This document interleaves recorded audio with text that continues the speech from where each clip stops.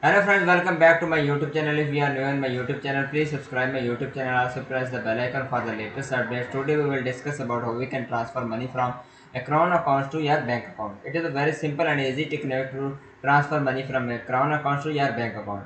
First of all, you need to create your account in a Crowns. After creating your accounts in a Crowns, you just need to click on transfer. After clicking on transfer, then click on amount which you want to transfer to your bank account.